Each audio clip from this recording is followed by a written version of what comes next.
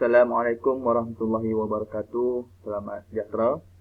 Hari ini kita akan belajar berkaitan dengan kesan penentangan masyarakat tempatan. Jadi kamu boleh tengok dekat sini, ini adalah lakaran tokoh-tokoh pejuang pemimpin tempatan yang pernah berjuang menentang British satu ketika dahulu untuk mempertahankan jawatan mereka, anak-anak buah mereka, kawasan mereka dan sebagainya daripada British. Jadi hari ini kita akan tengok apakah kesan daripada penentangan mereka ini.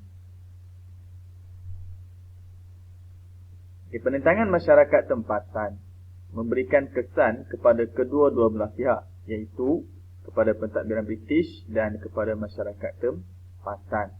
Jadi kalau kita tengok dekat sini, ada dua kesan yang kamu akan belajar, iaitu yang pertama kesan terhadap British dan yang kedua kesan terhadap masyarakat tempatan. Walaupun masyarakat tempatan melancarkan serangan menentang British, tetapi mereka turut merasai kesan daripada penentangan tersebut. Kita akan tengok satu persatu. Yang pertama, kesan terhadap pentadbiran British ada 4, iaitu yang pertama, kerugian akibat perang. Kerugian akibat perang. Yang kedua, kita tengok sini, British lebih berhati-hati dalam sistem pentadbiran. Dan yang ketiga, British merombak semula skim penempatan pegawai.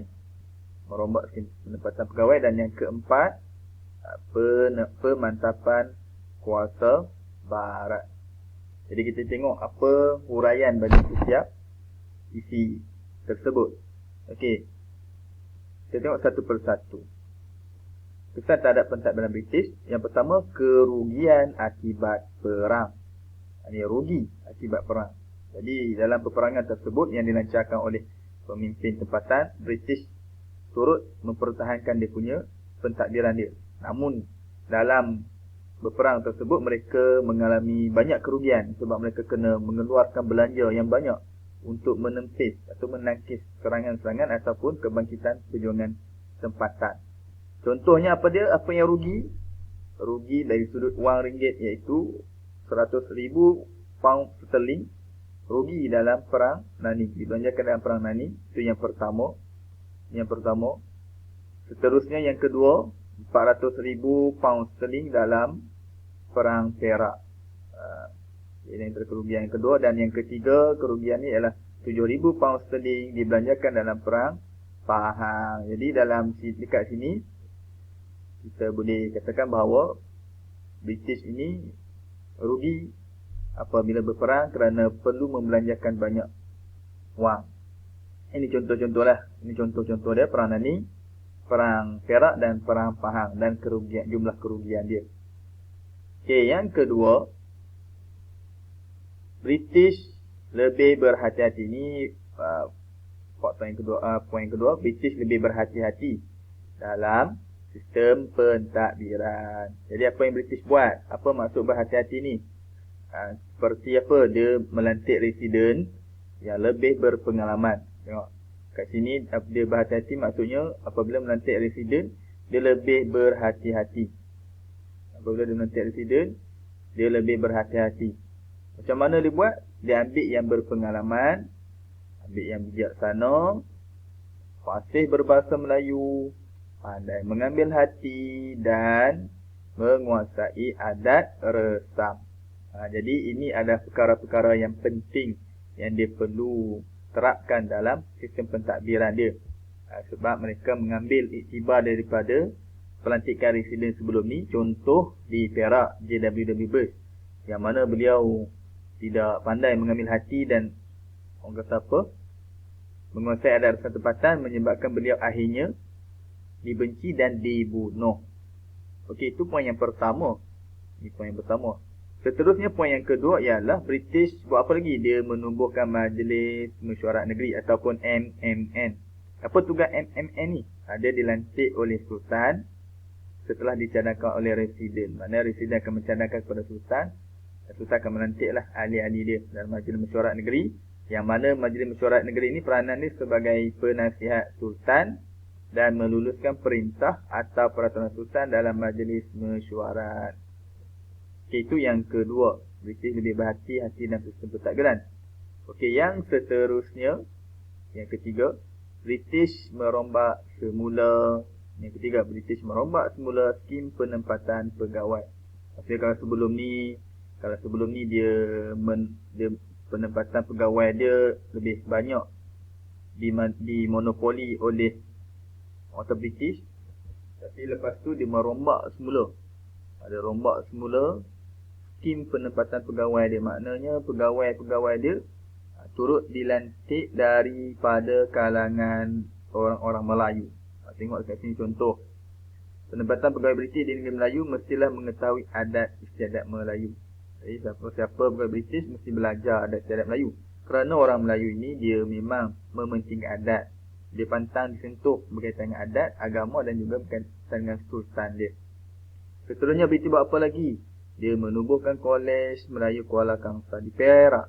Ini untuk pendidikan lah, supaya memberi peluang kepada aristokrat, golongan-golongan aristokrat ni, golongan-golongan bangsawan Melayu lah, untuk menyertai perkhidmatan awam tanah Melayu. Perkhidmatan awam tanah Melayu. Dan menubuhkan perkhidmatan tadbir Melayu, yang mana orang-orang Melayu terlibat dalam pentadbiran kerajaan. Kat sini kita nampak bahawa British lebih berhati-hati lah untuk menempatkan pegawai dia supaya pandai dan mahir dalam adat istiadat Melayu, serta dia turut memberi peluang kepada orang Melayu dalam pentadbiran. Supaya apa? Supaya orang Melayu ni lembut hati, tak adalah nak memberontak dengan British. Itu adalah kaedah atau cara British mengambil hati orang Melayu, supaya tidak membenci dan mengulangi perjuangan menentang British. Okey, yang seterusnya, yang keempat, yang terakhir, kesan terhadap pentadbiran British ialah pemantapan kuasa barat. Apabila British melihat banyak kebangkitan penentangan pemimpin tempatan, akhirnya kuasa British juga semakin meluas. Daripada hanya sekadar Pulau Pinang, Singapura, Melaka, akhirnya masuk ke negeri-negeri Melayu yang lain, contoh Perak, Selangor, Negeri Sembilan, Pahang dan keseluruhannya lah, Kedah, Kelantan, Terengganu dan Johor. Seterusnya, Brooke pula, dinasti Brooke berjaya menguasai wilayah di Sarawak, manakala SBUP berjaya menguasai Sabah. Syarikat Borneo Utara British berjaya menguasai Sabah. Dan tahun 1946 baru diserahkan sepenuhnya kepada British untuk mengambil alih pentadbiran di Sarawak dan Sabah selepas Perang Dunia Kedua. Okay, itu berkaitan dengan kesan terhadap pentadbiran British. Seterusnya kita tengok pula kesan terhadap masyarakat tempatan. Kesan terhadap masyarakat tempatan. Yang kesan terhadap masyarakat tempatan dia ada satu, kesan terhadap pemerintah dia dan pembesar.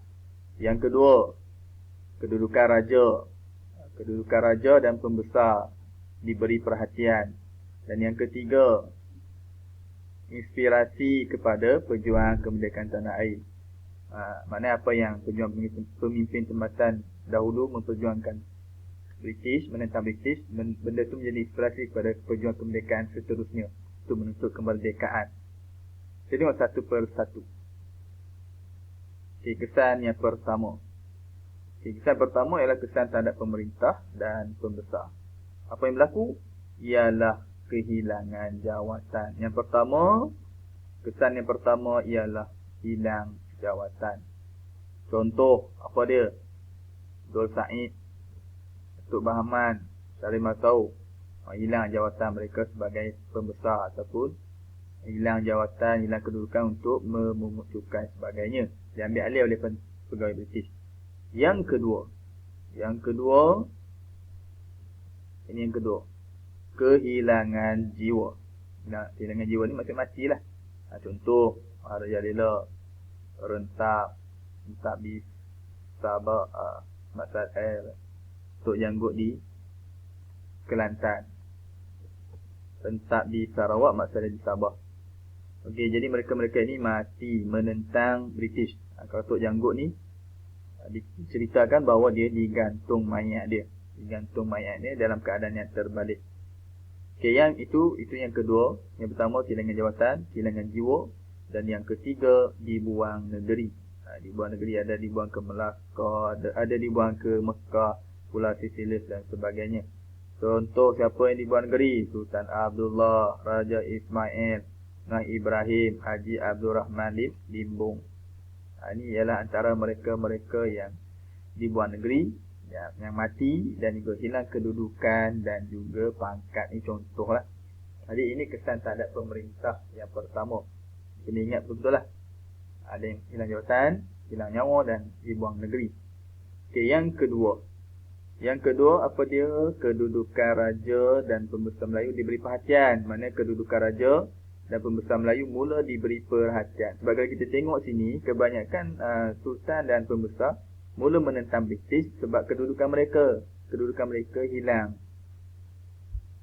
Lepas tu, untuk elakkan daripada ditentang oleh pembesar dan raja, menyebabkan British, orang kata, memberi kedudukan kepada pembesar-pembesar Melayu tersebut. Contoh kalau raja, adanya Durbar, iaitu majlis raja-raja lah, majlis mesyuarat raja-raja, sampai sekarang ada lagi, yang mana memberi peluang kepada sultan. Apa itu Durbar? Durbar memberi peluang kepada sultan serta ahli mesyuarat majlis negeri, mesyuarat negeri dan pembesar Melayu menyuarakan pandangan dengan bebas berkaitan perkara yang melibatkan kepentingan bersama. Dimasukkan sini sultan dan pembesar Melayu lain dah ada kebebasan untuk bersuara dan memberi pandangan. Okey, yang seterusnya, dalam persidangan majlis mesyuarat negeri, bahasa Melayu menjadi bahasa rasmi persidangan dan tulisan Jawi dalam urusan surat menyurat. Jadi dekat sini kita nampak bahawa hasil daripada suara raja dan pembesar Melayu, akhirnya bahasa Melayu ini dan tulisan Jawi digunakan sebagai bahasa rasmi dan bahasa untuk urusan surat menyurat. Kita nampak kat situ bahawa kedudukan raja dan pembesar Melayu, orang kata adalah peranan dia berbanding sebelum ni yang dia katakan sebagai boneka sahaja. Dan yang terakhir iaitu menjadi inspirasi kepada pejuang kemerdekaan tanah air.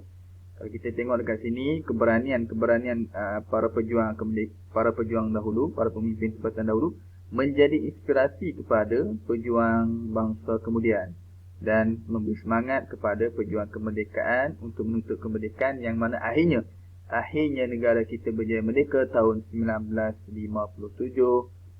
Ekoran daripada semangat perjuangan pemimpin masyarakat tempatan dahulu yang berani untuk memperjuangkan hak mereka menentang British. Jadi semangat itu dibawa sehinggalah ke generasi yang seterusnya. Jadi itu sahaja untuk hari ini, iaitu kesan penentangan masyarakat tempatan. Jadi habislah sudah bab kita, topik kita berkaitan dengan bab 7, iaitu penentangan masyarakat tempatan. Itu sahaja, sekian, terima kasih.